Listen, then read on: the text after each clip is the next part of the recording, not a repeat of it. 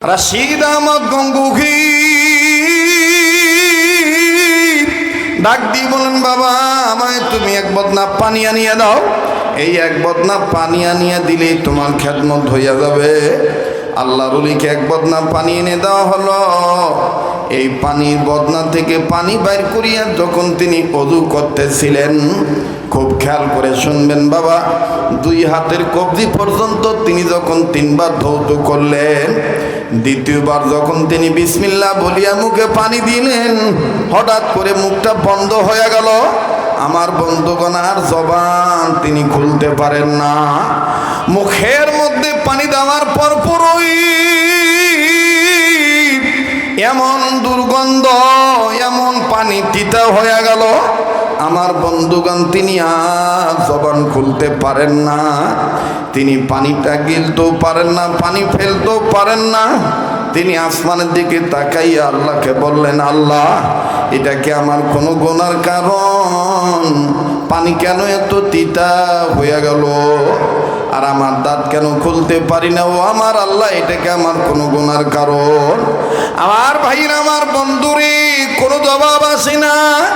এক পর্যায়ে রশিদ আহমদ গঙ্গুহি রহমতুল্লাহি আলাইহি আমার বন্ধুগণ কেমনে জানি বুঝতে পারলেন এটা ওনার গুনার কারণ নয়। আল্লাহর ওলি রশিদ আহমদ গঙ্গুহি রহমতুল্লাহি আলাইহি আল্লাহর কাছে সাহায্য চাইলেন, মাপ চাইলেন, আল্লাহর দয়া ভিক্ষা চাইলেন।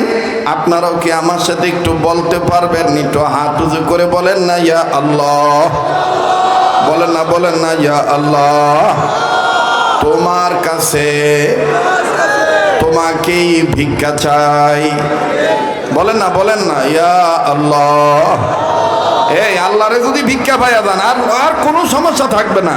বলেন না ইয়া আল্লাহ, তোমার কাছে তোমাকেই ভিক্ষা চাই। হাত নামান, মায়া লাগায় গুনাহ মাফের আশায় ডাক দিয়ে বলেন না আল্লাহ। বাজান রে, আমার মাওলারে যদি ভিক্ষা পাইয়াই যাও, মরার পরে ছেলে মেয়ে ভুলিয়া গেল, মাওলা তোমারে বলবে না। যদি বাপ মা ভুলিয়া যায়, আল্লাহ যদি না বলে কোনো ক্ষতি নাই। বন্ধু রশিদ আহমদ গঙ্গুহি রহমতুল্লাহি আলাইহি আল্লাহকে ডাক দিয়ে বললেন, আল্লাহ আমি তোমার কাছে তোমাকে ভিক্ষা চাই। আমার ভাইরা, আশেপাশে আজান হইলে বিচলিত হবেন না। বাজান রে, কেন তো নির্ধারিত সময় আপনাদের বিদায় দেওয়া হবে। আল্লাহর ওলি রশিদ আহমদ গঙ্গুহি রহমতুল্লাহি আলাইহি উনি হঠাৎ করিয়া আমার ভাইরা মুখ থেকে পানি ফেলে দিয়া তার শাগরেদদেরকে ডাক দিয়ে বললেন, বাবারা জলদি করে তোমরা আমার চতুর্দিকে দাঁড়াও আর লা ইলাহা ইল্লাল্লাহর জিকির করো। এবার সবাই চতুর্থ সাইডে দাঁড়াইলেন। লা ইলাহা ইল্লাল্লাহর জিকির যখন করা শুরু করলেন, আল্লাহর ওলি রশিদ আহমদ গঙ্গুহি রহমতুল্লাহি আলাইহি দুই হাত বাড়ায় দিয়ে আমার মাওলাকে ডাক দিয়ে বললেন, আল্লাহ ওই কবরওয়ালার কবর আযাব তুমি মাফ করে দাও। জিকির করনেওয়ালারা ডাক দিয়ে বললেন, আল্লাহ কোন কবরওয়ালার কবর আযাব হইতেছে, যার কারণে তোমার মাহবুব বান্দা তার জন্য তোমার কাছে মাফ চাইতেছে। এবার সবাই যখন জিকির করতেছেন, রশিদ আহমদ গঙ্গুহি রহমতুল্লাহি আলাইহি বারবার বলেন, আল্লাহ আপনি দয়া করে কবরওয়ালার কবর আযাব আপনি মাফ করিয়া দেন। সবাই জিকির বন্ধ করিয়া ডাক দিয়ে বলেন, হুজুর কোন কবরওয়ালার কবর আযাব আপনি মাফ চাইলেন? রশিদ আহমদ গঙ্গুহি রহমতুল্লাহি আলাইহি বললেন, বাবা আমি তোমাদেরকে বলি, তোমরা শোনো। আমি যখন বদনার পানি দিয়ে ওযু করতেছিলাম, এই বদনাটা মাটির বদনা। হাত ধৌত করার পর মুখে যখন পানি দিলাম, আমার মুখটা কেমন জানি আটকায় গেল। পানিটা দুর্গন্ধ লাগলো, তিতা লাগলো।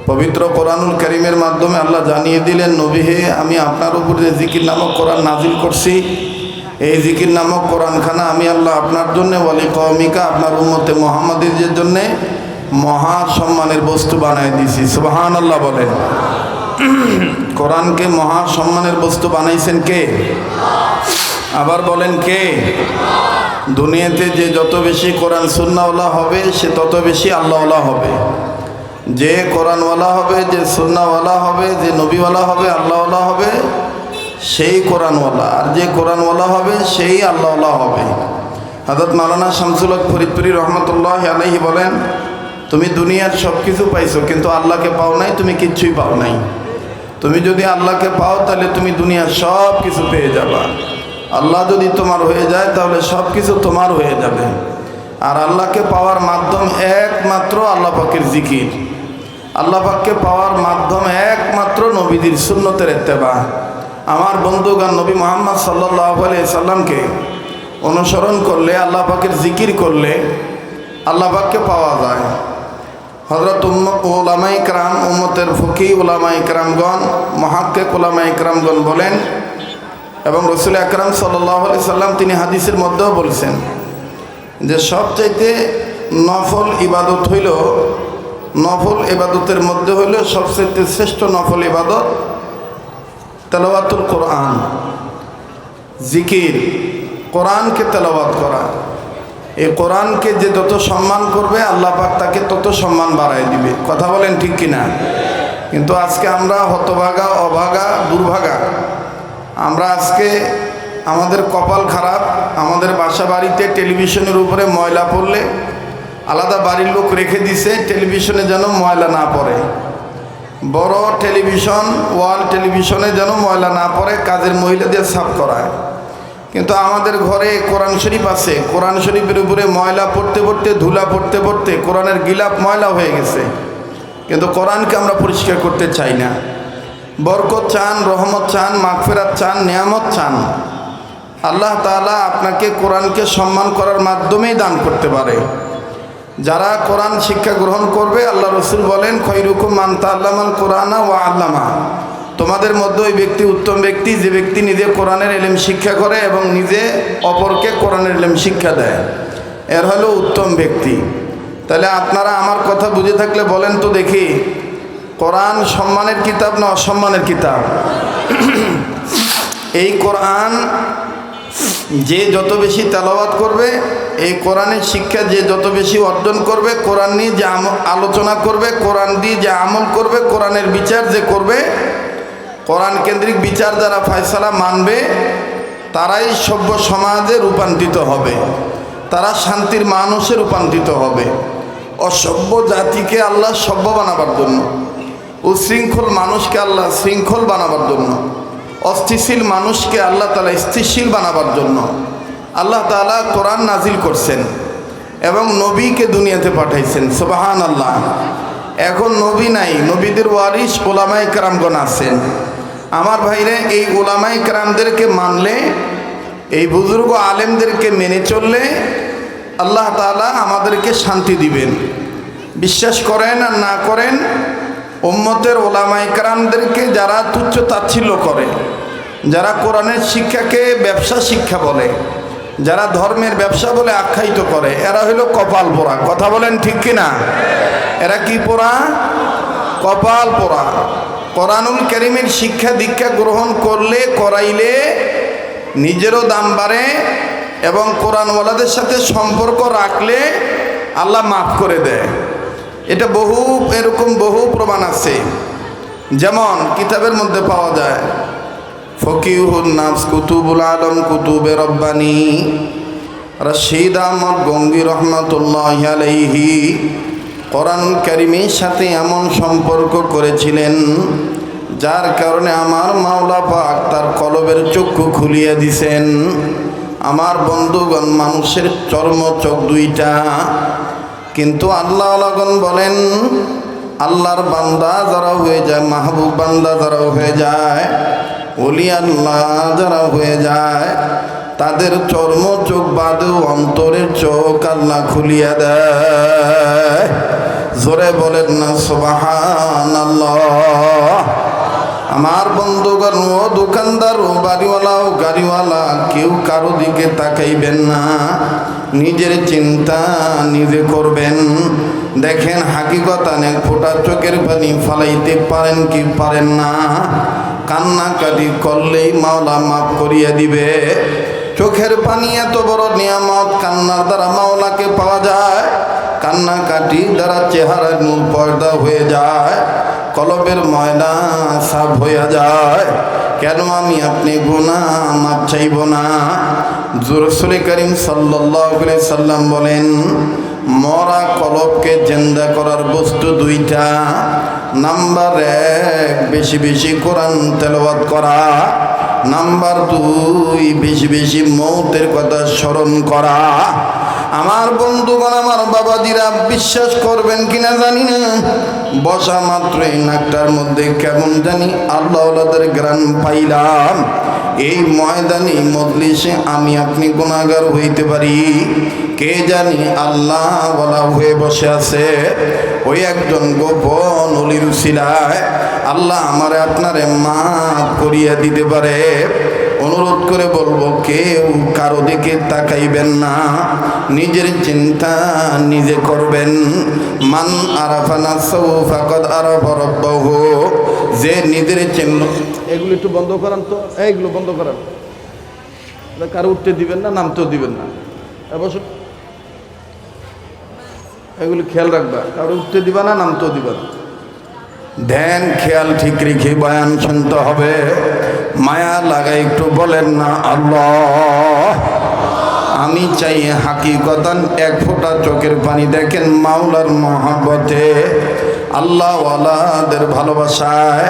আমার বন্ধুগণ দেখেন বাইর করতে পারেন কিনা। কাঁদলেই তো মাওলা গুনাহ মাফ করিয়ে দিবে। মায়া লাগায় আবার বলেন না আল্লাহ। মান আরাফা নাফসাহু ফাকাদ আরাফা রাব্বাহু। যে নিজের চিনল সে আমার আল্লাহরে চিনল, যে নিজের চিনে নাই সে আমার আল্লাহরে চিনে নাই। আমার বন্ধুগণ, যে নিজের চিনছে সে আমার আল্লাহরে চিনছে, যে আল্লাহরে চিনছে সে সব পাইছে। আমার বন্ধুগণ, যদি গুনাহ থেকে থাকে, গুনাহ মাপ পাওয়ার আশায় মায়া লাগায় বলেন না আল্লাহ। ও আলেম ও তলবে ইলম ও বুজুর্গ, ইমাম, মুয়াজ্জিন ও শিক্ষক, ও আলেম তলবে ইলম, ও দোকানদার, ও বিক্রেতা, ও ক্রেতা, ও বাড়িওয়ালা, ও নারী, ও পুরুষ, একটু দেখেন না নিজের মধ্যে গুনাহ আছে কিনা। আমি তো মনে করি আমার চাইতে বড় অপরাধী আর কেউই নাই। এই জন্য রশিদ আহমদ গঙ্গী রহমতুল্লাহ আলাইহি প্রতি শেষ রাত আল্লাহর দরবারে হাজিরে দিয়া বলতেন, মাওলা আমি তোমার পলাতক আসামি, মাওলা আমি তোমার পলাতক আসামি, মাওলা আমি সবচাইতে বড় অপরাধী,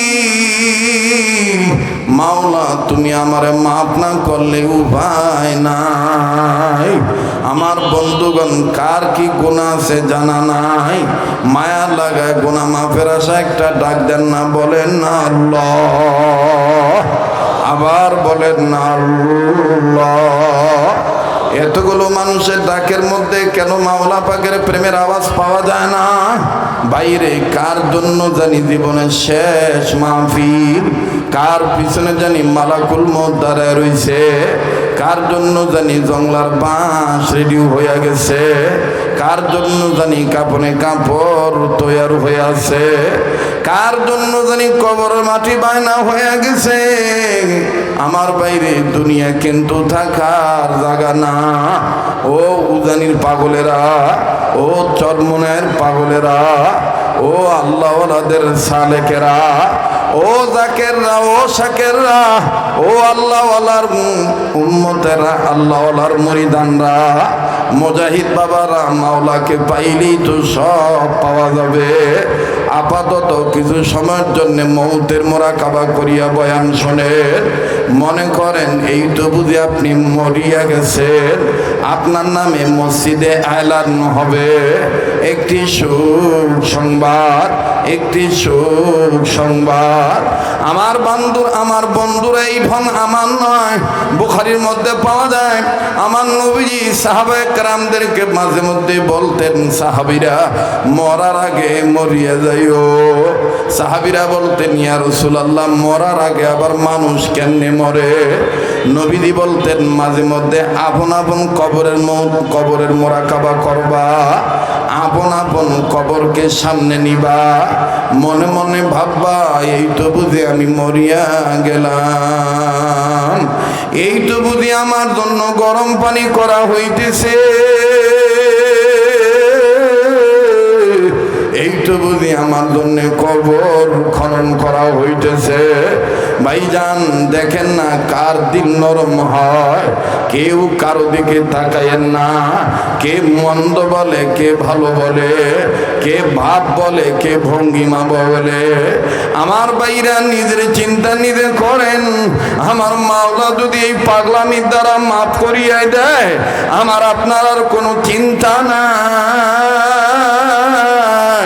আমার আপনার কোনো আর বাধা নাই। মায়া লাগা একটা ডাক দেন না, বলেন না আল্লাহ, দেন না দেন না, ডাক দেন না, দেন না দেন না, বলেন না আল্লাহ। হে যুবক, তুমি যদি মনে করো তুমি জীবনও মরবা না, তোমার লাশ হবে না, তোমার কবরে যাইতে হবে না, তাইলে তুমি আল্লাহ বলিয়া না দিক দিয়ে থাকো। আর যদি মনে করো একদিন না একদিন অন্ধকার কবরে যাইতে হবে, আমার বউ আমারে বুঝবে না, আমার ছেলে আমার মেয়ে আমার সঙ্গে যাবে না, সঙ্গে যাবে শুধু আমার মাওলার মহব্বত আর নবীজির সুন্নতের আমল, তাইলে গুনাহ মাফ পাওয়ার আশায় মায়া লাগায় বলেন না আল্লাহ, দেন না, ডাক দেন না, বলেন না আল্লাহ।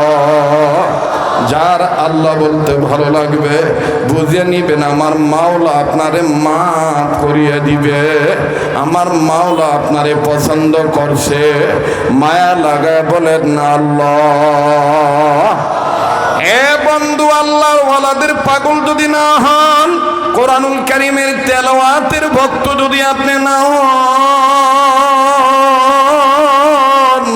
দেখেন কেমনে কপাল পুড়িয়া যায়, কেমনে আমার বন্ধুগণ আযাবের কারণ হইয়া যায়। এদিক সেদিক নজর না দিয়া আমার বন্ধুগণ অন্তরের কান লাগায় কথাগুলি শুনবেন। ডাইনে বামের কোনো দিকে কোনো খেয়াল নাই, খেয়াল একটাই, আমার মাওলা আমার সামনে হাজির হয়ে গেছে, আমি আমার জীবনের গুনার কথা স্মরণ করিয়া মাওলার কুদরতি কদম ধরিয়া কাঁদতেছি। বাইরে যে যে তরিকার সবক গ্রহণ করছেন, চিশতিয়া, কাদরিয়া, নকশবন্দিয়া, সোহরাওয়ার্দিয়া, সাবেরিয়া, আমার বন্ধুগণ আমার বাইরে আপন আপন মুর্শিদের চেহারা সামনে নিয়ে বয়ানগুলো শোনেন, আল্লাহ পাক কবুল করবেন, আমার মাওলা মাফ করিয়ে দিবেন। মায়া লাগায় ও পাগলেরা ডাক দেন না, বলেন না আল্লাহ, দেন না, আবার বলেন না আল্লাহ, বলেন বলেন বলেন, ডাক দেন, ডাক দেন, বলেন না আল্লাহ, আবার বলেন না আল্লাহ। আমার বন্ধুগণ আমার বাবা দিরাম রশিদ আহমদ গঙ্গী রহমতুল্লাহ আলাইহির জীবনী খুললে পাওয়া যায়। কোরআনওয়ালাদের সাথে সম্পর্ক রাখলে, আহলুল্লাহদের সাথে সম্পর্ক রাখলে, আহলে দিন, আহলে জবান, আহলে ইলমদের সাথে সম্পর্ক রাখলে দেখেন আমার মাওলা কেমনে মাফ করিয়া দেয়। আল্লাহর ওলি রশিদ আহমদ গঙ্গী রহমতুল্লাহ আলাইহি ৫-৭ জন শাগরেদদেরকে নিয়ে উনি দ্বীনি সফর উদ্দেশ্যে রওনা হয়েছেন। প্রতিমধ্যে নামাজের ওয়াক্ত হইল। নামাজের ওয়াক্ত হওয়ার আগে আগেই আমার বন্ধুগণ রশিদ আহমদ গঙ্গী রহমতুল্লাহ এক মুরিদের বাড়িতে গেলেন। যেই মুরিদের বাড়িতে গেলেন তিনিও ছিলেন আহলে ইলম, তিনিও ছিলেন বাজান আলেম মানুষ। রশিদ আহমদ গঙ্গী রহমতুল্লাহকে দেখেই ডাক দিয়ে কয়, ওগো আল্লাহর ওলি, এতেলা ছাড়া আপনি এভাবে আসলেন, আমার না জানায় যে আপনি চলে আসলেন। আপনার যে মেজাজ, আপনার তবিয়তের সাথে যদি আমার তবিয়ত না মিলে, আপনি আল্লাহর রাস্তায় আমাকে আগে থেকে মাফ করিয়ে দিয়েন। আমি आगे पहली मेरे गुस्ताखी माफ कीजिए। হযরত আমি প্রথমে আপনার কাছ থেকে আমার ভুল বেয়াদবি মাপ চেয়ে নেই। আল্লাহর রশিদ আহমদ গঙ্গুহি রাহমাতুল্লাহি আলাইহি ডাক দিয়ে বললেন, বাবারে, আমি তোমার বাড়িতে থাকার জন্য আসি নাই, আমি তোমার বাড়িতে কোনো খাওয়ার জন্য আসি নাই। নামাজের সময় হয়ে যাবে, জামাতের সাথে নামাজ আদায় করব তোমার এই বাড়ির আঙিনায়। আমার সাথে যারা আছে সবাইরে নিয়ে নামাজ আদায় করব, জামাতের সাথে নামাজ আদায় করব। আল্লাহর ওলি রশিদ আহমদ গঙ্গি রহমতুল্লাহ আলাইহি বলার পরে বাড়িওয়ালা ডাক দিয়ে বলেন, হযরত, তাইলে আমি কি খেদমত করতে পারি? বলে, তোমার অন্য কোনো খেদমত লাগবে না। আমি যেহেতু ওযু করব, ওযু বানাবো, আমার জন্য তুমি এক বদনা পানি আনিয়ে দাও। পায়ে হাত দিয়ে বলবো, বিনয়ের সহিত বলবো, বাজান খুব খেয়াল করে কথাগুলি শোনা চাই। আমার ভাইরা, ওয়াজ ভালো হইলে কালীগঞ্জ এলাকায় বেশি বেশি দাওয়াত পাবো। আল্লাহর কসম, এই ধরনের টেন্ডেন্সি কোনো নিয়তই আমার নাই। একটা কথার দ্বারা যদি পথ বলা মানুষ পথ বলা হয়, আল্লাহ বলা মানুষ যদি আল্লাহ বলাও হইয়া যায়, কেন আপনি আল্লাহওয়ালাদের চিনবেন না? আল্লাহওয়ালাদের সাথে কেন আপনি সুসম্পর্ক করবেন না? রশিদ আহমদ গঙ্গুহি ডাক দিয়ে বলেন, বাবা, আমায় তুমি এক বদনা পানি আনিয়ে দাও। এই এক বদনা পানি আনিয়ে দিলেই তোমার খেদমত হইয়া যাবে। আল্লাহর ওলিকে এক বদনা পানি এনে দেওয়া হলো।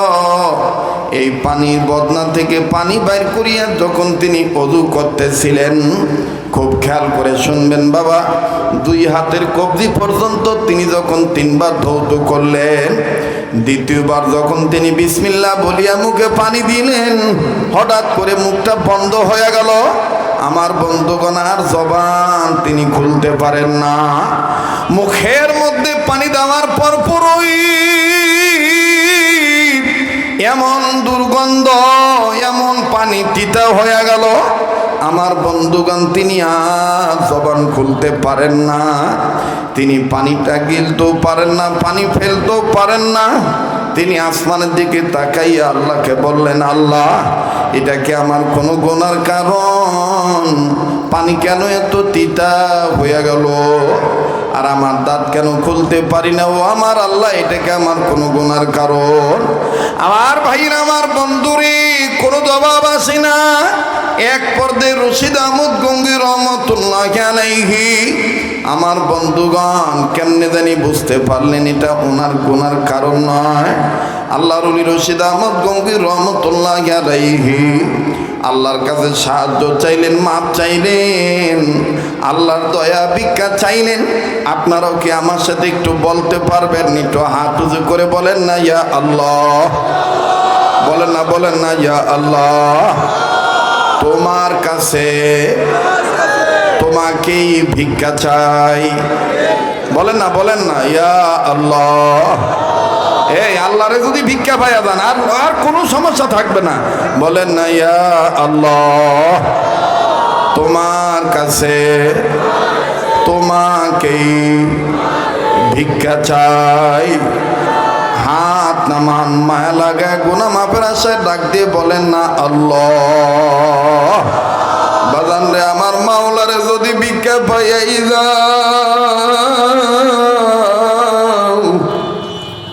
মরার পরে ছেলে মেয়ে ভুলিয়া গেল, মাওলা তোমারে বলবে না। যদি বাপমা ভুলিয়া যায়, আল্লাহ যদি না বলে, কোনো ক্ষতি নাই। বন্ধু রশিদ আহমদ গঙ্গুহি রাহমাতুল্লাহি আলাইহি আল্লাহকে ডাক দিয়ে বললেন, আল্লাহ, আমি তোমার কাছে তোমাকে ভিক্ষা চাই। আমার ভাইরা, আশেপাশে আজান হইলে বিচলিত হবেন না। বাজান রে, কেন তো নির্ধারিত সময় আপনাদের বিদায় দেওয়া হবে।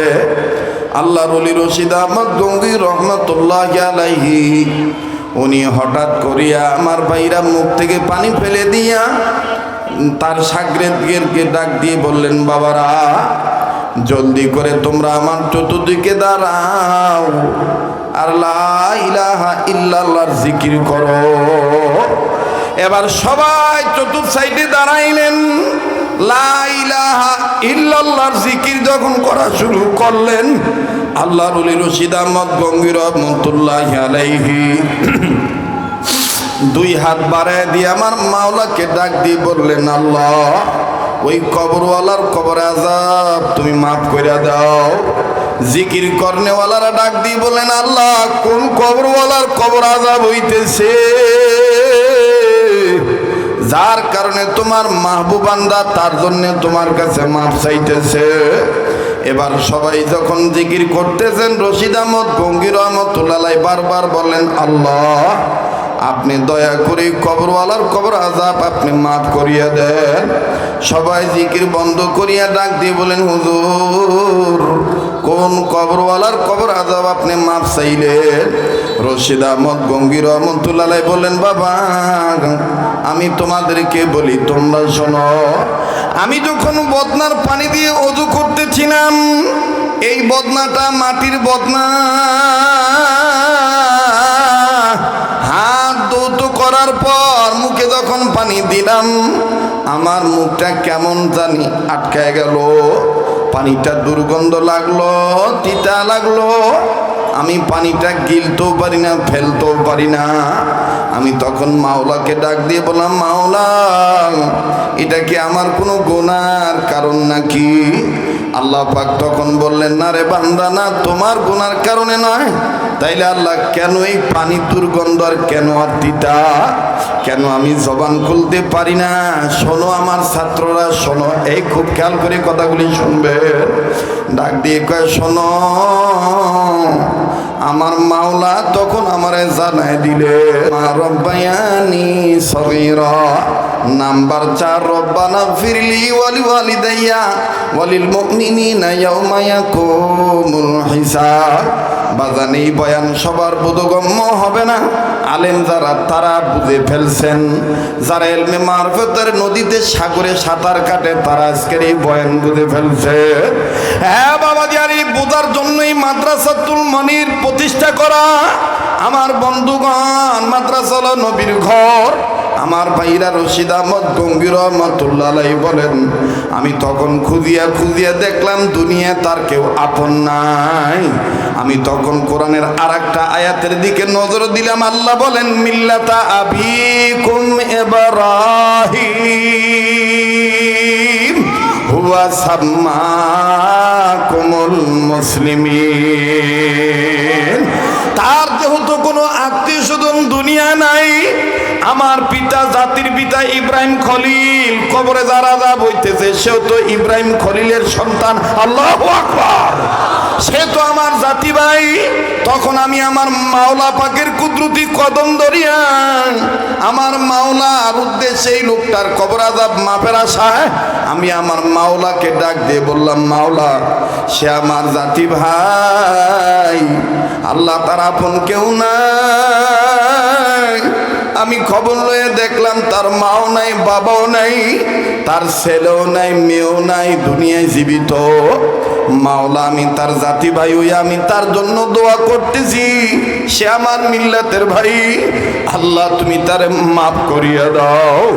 উপস্থিত আলেমরা ডাক দিয়ে কয়, হুজুর যখন বলল আল্লাহ ওই কবরওয়ালার কবর আযাব মাফ করিয়া দাও, আমরা তখন বদনার পানির দিকে নজর করিয়া দেখতে পাই একটা কবর দেখা যায়, কবরে কোনো আযাব নাই, কবরটা ফুল বাগিচায় ভরপুর। নারে তাকবীর! আমার ভাইরা, আমার বন্ধুগণ, লম্বা নয়, হেদায়েতের জন্য বস্তা ভর্তি ওয়াজ লাগে না। আমার ভাইরা অল্প কথায় জ্ঞানী মানুষ বুঝিয়া ফেলায়। মোহতারাম হাজিরিন, কেউ কারো দিকে তাকাইবেন না। আমার বন্ধুগণ, ওই কবরে আমার আপনার যাওয়া লাগবে। আমি আমার বন্ধুগণ শেষ একটা অ্যান্টিবায়োটিক ঔষধ আপনাদের দিয়ে দেব, এইটা আপনারা মনে রাখবেন। আল্লাহ পাক আপনার কবর আযাব মাফ করিয়ে দিবে। সবক আজকে একটাই, আবার বলেন না আল্লাহ। দেন দেন, ডাক দেন, ডাক দেন। সামনের বাইরা চুপ থাকেন, পিছনে বাইরা বলেন না আল্লাহ। আবার পিছনে বাইরা চুপ থাকেন, সামনের বাইরা, দাঁড়ানো বাইরা সবাই বলেন না আল্লাহ। এবার সবাই মিলে এক আওয়াজে উচ্চ সুরে আমার মাবুদের আরশের খুঁটিতে যেন ধাক্কা লেগে যায়, মায়া লাগায় বলেন না আল্লাহ। হয় না, আবার বলেন না আল্লাহ। আল্লাহ তোমার কাছে তোমার এই ভিক্ষা চাই। পারবেন এটা বলতে? পারবেন এটা বলতে? এই টাকা চাও, পয়সা চাও, আল্লাহরে তো চাও না। এই জন্য আজকে থেকে বলতে হবে ফজলুল করিম রহমতুল্লাহ আলাইহির মতন, সৈয়দ ইসাকের মতন, উজানির কারি ইব্রাহিম সাহেব রহমতুল্লাহের মতন, মুবারক করিম রহমতুল্লাহ আলাইহির মতন, ঢালকানগর হযরত ওলাদের মতন বলতে হবে আল্লাহ তোমার কাছে তোমার এই ভিক্ষা চাই। বলেন না আল্লাহ তোমার কাছে তোমার এই ভিক্ষা চাই। এবাদান যদি আল্লাহর কাছে আল্লাহকে ভিক্ষা চান আর আল্লাহ যদি আপনার হয়ে যায়, সামান্য একটা জিকিরের দ্বারা আল্লাহ আপনাকে মাফ করিয়া দিতে পারে। যেমন হাটাদারি মাদ্রাসার একজন প্রবীণ বুজুর্গ আলেম ছিলেন, যাকে আমরা দাদা হুজুর বলতাম। বাজানে আমার বন্ধুগণ, এই হাটাদারি মাদ্রাসার প্রবীণ আলেমেদিন বুজুর্গ আলেমেদিন, তার নাম হলো মাওলানা মরহুম জমির উদ্দিন রহমতুল্লাহ আলাইহি। খুব খেয়াল করবেন বাবা, এটা আমার শেষ কথা। মাওলানা মরহুম জমির উদ্দিন রহমতুল্লাহ আলাইহি লেখেন, তার কিতাবের মধ্যে লেখেন, দুনিয়ার যত মাদ্রাসা আছে, যত বাড়ি ঘর আছে, মক্তব আছে, তাদেরকে বড় এলেমের কিতাব পড়ানো হোক বা না হোক, দুনিয়ায় যদি কোনো ছোট বড় মসজিদে, মক্তবে, মাদ্রাসায় কোনো মুসলমানের সন্তান আউলাদুল মুসলিমিন আমওয়ালুল মুসলিমিন হইয়া একবার কালেমা তাইয়্যিবা পাঠ করেন না, ইলাহা পড়েন না, লা ইলাহা ইল্লাল্লাহু মুহাম্মাদুর রাসূলুল্লাহ সাল্লাল্লাহু আলাইহি সাল্লাম।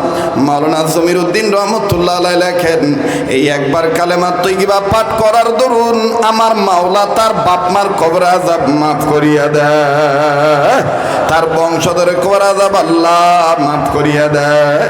এইবার কেরানীগঞ্জের ভাইরা, আগানগর কালীগঞ্জ এলাকার বাপ ভাইরা, বড় আগানগর, ছোট আগানগর, ভিন্ন ভিন্ন এলাকার বাপ ভাইরা, আপনারা সবাই আওয়াজ দিয়ে বলেন তো দেখি, এই সমস্ত মাদ্রাসা আর কিছু পড়ানো হোক বা না হোক, কালেমা তাইয়্যিবা পড়ানো হয় কি হয় না?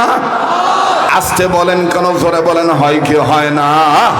তাইলে এই সমস্ত মাদ্রাসার দরকার আছে না নাই? কারা কারা মনে করেন কালেমা তাইয়্যিবা শিক্ষা দেওয়ার পাঠঘর, পাঠ্যঘর অবস্থিত থাক, মাদ্রাসা থাক, এটা কারা কারা চান? দু হাত তুলে আল্লাহকে দেখান। নারায়ে তাকবীর। হাত নামাবেন না প্লিজ, কেউ উঠবেন না, হাত নামান, হাত নামান। আমার বন্ধুগণ কেউ উঠবেন না। এই যে পাগলটার দিকে তাকাইতেছেন, আমার বন্ধুগণ এই পাগলটাকে তো অনেকেই চিনে। এই যে হাতটা যে উঠেছি আপনাদের সাথে, এই হাতটা বারবার কাবা ধরুন না হাত। এই তো আগামী 21শে ফেব্রুয়ারি চলে যাব সোনার মদিনার উদ্দেশ্যে। গোটা রমজান মাস আমি মদিনায় থাকবো, কথা দিচ্ছি আপনাদের বলবো না। আপনাদের পক্ষ থেকে রাসূলুল্লাহ রওজা পাকে দুরূদ ও সালাম পৌঁছায় দেব ইনশাআল্লাহ। আবার যখন চলে আসবো বাংলাদেশে, আসার সময় কাবা ধরে, তওয়াফ করার সময় কাবা ধরে আপনাদের জন্য আবার দোয়া করব। তওয়াফ শেষে যখন কাবা ধরব, কাবা ধরে যে যে জায়গায় দোয়া কবুল হয়, ওই ওই জায়গায় স্থানে ধরিয়ে আপনাদের জন্য দোয়া করব ইনশাআল্লাহ। আপনারাও আমাকে ভুলবেন না, কথা দেন আমার জন্য আপনার দোয়া করবেন। আল্লাহ যেন আমারে মাফ করিয়ে দেয়, আল্লাহ যেন আমারে কবুল করিয়া নেয়, বলেন না আমিন। আমার বন্ধুগণ, আমার ভাইরা, হায়ার অ্যান্টিবায়োটিক ঔষধ যদি আপনি প্রয়োজন মনে করেন, আমি ছোট্ট একটা আবদার করব। যার দিল সাক্ষী দিবে নাই পাগলাটার হাতে, অর্থ দিলে কবুল হইয়া যাব। কোনো মাদ্রাসার কালেকশন নয়, শুধু এই মাহফিলটার পক্ষে মাত্র 5 মিনিট একটা আবেদন জানাবো। একটা নিয়ত করে 1000 টাকা 500 খান টাকা কোরআন শরীফকে যদি 3 ভাগ করেন, 10 পারা 10 পারা 10 পারা করলে 3 ভাগ হইয়া যায়। এক ভাগ কোরআনের পক্ষে, মাহফিলটার খরচের পক্ষে। আমার বন্ধুগণ, এমন কোন মায়ের সন্তান, বাবার সন্তান আছে, হুজুর আপনি যেহেতু কাবা ধরবেন আমি যাইতে পারবো না, আল্লাহ কবুল করলে ইনশাল্লাহ আমি একদিন যাব, তবে আপনার হাতে দোয়া চাওয়ার নিয়ত করিয়া কোরআনের পক্ষে আমি 500 খান টাকা উক্ত মাহফিলের খরচের জন্য আমি আপনার হাতে দিলাম। শাবানের চাঁদে দান করলে দান কবুল হয়ে যায়। এই মাহফিলে বহু পাগল আছে আল্লাহর বান্দা, কত টাকা পয়সা কত জায়গায় নষ্ট হইয়া যায়। কালেমা তৈয়বা পড়তে পড়তে তোমার মৌত হবে, এই আশান্বিত হইয়া আমার বন্ধুগণ, এমন কোন মায়ের দরদি সন্তান আছেন, 1000 টাকা 500 খান টাকা কোরআনের 1 ভাগ কোরআনের পক্ষে 10 পারা কোরআনের পক্ষে আপনি আমার হাতে দিবেন। হুজুর আমি এই অর্থটা আপনার হাতে দিলাম, আপনি আমার জন্য দোয়া করবেন। হাজার হাজার মানুষ, আমার বন্ধুগণ, সবার দান কবুল হবে না, যাকে আল্লাহ কবুল করবে তারাই দিতে পারবে। আছেন কোন বন্ধু, একটু নিয়ত করে আমার হাতে দিবেন। হুজুর আমি এই অর্থটা আপনার হাতে দিলাম, হোক না সেটা সামান্য, এই সামান্য অর্থটা আল্লাহর কাছে হয়ে যাবে অনেক গণ্য, আপনি হয়ে যাবেন ধন্য। রব্বে কাবা কবুল করবেন ইনশাআল্লাহ। আয় আল্লাহ, তোমার একজন গোলাম 1 ভাগ কোরআনের পক্ষে 10 পারা কোরআনের পক্ষে কাবা ধরা হাতে 500 খান টাকার নগদ দিয়ে দিল। আল্লাহ আল্লাহ এই দানের খবর মদিনায় পৌঁছে দেন, জানে মালে বরকত দিয়ে দেন। আয় আল্লাহ, আপনার একজন গোলাম 500 খান টাকা আল্লাহ আপনি কবুল করিয়া নেন। আল্লাহ হাতের ছোঁয়াটা নিবেন রে বন্ধু, কার জানি ছেলে মেয়ে হয় না, কার জানি ব্যবসা বাণিজ্যে বরকত হয় না, কার জানি কঠিন রোগ দূর হয় না, একটা নিয়ত করে দান করবেন, আল্লাহ পাক কবুল করবেন ইনশাআল্লাহ। আয় আল্লাহ, তোমার আরেকজন বান্দা 500 খান টাকা, আল্লাহ তোমার আরেকজন বান্দা 500 খান টাকা, ভাইয়া আপনার 200 টাকা 300 টাকা, আপনার এই সামান্য অর্থটাও আল্লাহর কাছে অনেক বৃহৎ দান হয়ে যাইতে পারে। একটা নিয়ত করে পাগলের হাতে দিবেন, তিল তিল করে দান হয়, ক্ষুদ্র ক্ষুদ্র করে বৃহৎ ছিদ্র বন্ধ করা যায়, আল্লাহ পাক কবুল করবেন ইনশাআল্লাহ। কত টাকা পয়সা কত জায়গায় নষ্ট হয়ে যায়, আল্লাহ তোমার বান্দারা দান করতেছো, তোমার এই বান্দাদের ক্ষুদ্র দানকে বৃহৎ আকারে কবুল করো। হ্যাঁ ভাইয়া, পারলে দিবেন, না পারলে না দিবেন, কিন্তু আপনি চলে যাবেন না মাহফিলটার খরচের জন্য। হুজুর আমি অর্থটা আপনার হাতে দিলাম, আল্লাহ পাক কবুল করবেন। আল্লাহ তোমার বান্দার দানকে তুমি কবুল করো, জানে মালে বরকত দিয়ে দাও, বলেন না আমিন। দানের খবর মদিনায় পৌঁছে দাও, বংশধরের খবর আজাদ তুমি মাফ করিয়া দাও, বলেন না আমিন। যুবক, তোমার কাছে যদি 200 খান টাকা থাকে, থাকলে আমার আবদার আছে, না থাকলে আবদার নাই, কোরআনের হাদিয়া তুমি আমার হাতে দিয়ে দিবা। আয় আল্লাহ, তোমার একজন বান্দা সামান্য কিছু অর্থ, আল্লাহ এই ক্ষুদ্র অর্থকে বৃহৎ আকারে কবুল করো, দানের খবর মদিনায় পৌঁছে দাও। এটা কোনো কালেকশন নয়, জাস্ট আল্লাহর পক্ষে একটু হাজিরা দেওয়া। আমার বন্ধুগণ, উম্মতের আলেমদের হাতে হাত রেখে আপনি দান করতেছেন, আল্লাহ পাক কবুল করবেন ইনশাআল্লাহ। আর এই পাগল কোনোদিন হাত বিছাইলে ঠকে নাই, কম বেশ আমার মাওলা পাকের গোলামদের দ্বারা ব্যবস্থা করিয়া দেয়। একটা নিয়ত করে দিবেন, আল্লাহ পাক কবুল করবেন ইনশাআল্লাহ। আয় আল্লাহ, তোমার আর একজন বান্দা মাশাআল্লাহ 200 খান টাকা আমার হাতে নগদ, আল্লাহ তুমি কবুল করো। আয় আল্লাহ, তুমি মেহেরবানি করে মন্দিরে দিয়ে দাও। আল্লাহ আয় আল্লাহ, তোমার আর এক বান্দা 500 খান টাকা, আল্লাহ তোমার আর এক বান্দা 500 খান টাকা, রব্বে কাবা তুমি কবুল করো। আয় আল্লাহ, তোমার বান্দা কোরআন শরীফের হাদিয়া নগদ 200 খান টাকা, আল্লাহ আমার আর এক মুরব্বী বাজান দুনিয়ার মায়া ত্যাগ করিয়া সামান্য অর্থ 200 খান টাকা আমার হাতে দিয়া দোয়া চায়, আল্লাহ তুমি কবুল করো। আল্লাহ তোমার আর এক যুবক বান্দা, আমার যুবক বন্ধু 200 খান টাকা একটা নিয়ত করে দান করবেন, আল্লাহ পাক কবুল করবেন ইনশাআল্লাহ।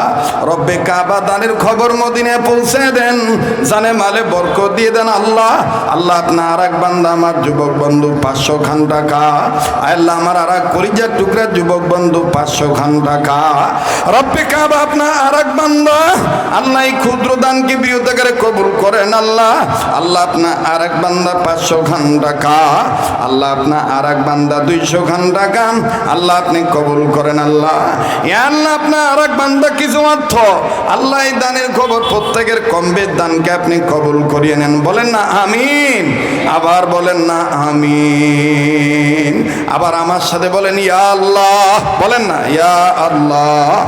আপনার কাছে আপনাকে ভিক্ষা চাই, বলেন ইয়া আল্লাহ। আপনার কাছে আপনাকে ভিক্ষা চাই, বলেন না আমিন। লা ইলাহা। ভাই এই মাহফিলটা আমাদের মহব্বতের মাহফিল, বেঁচে থাকলে আবার দেখা হবে ইনশাল্লাহ। এশার নামাজের পরপরই আপনারা সুন্দরভাবে বসে পড়বেন, আল্লাহ কবুল করেন। আমি মৌখিক কিছু দোয়া করি, আপনারা আমিন বলবেন। আল্লাহ আমাদের অতীতের গুনাহ মাফ করে দেন।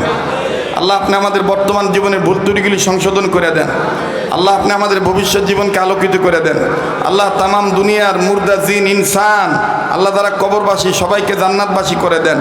আল্লাহ যারা জিন্দা আছে জিন ইনসান সবার জন্য হেদায়েতের ফয়সালা করে দেন।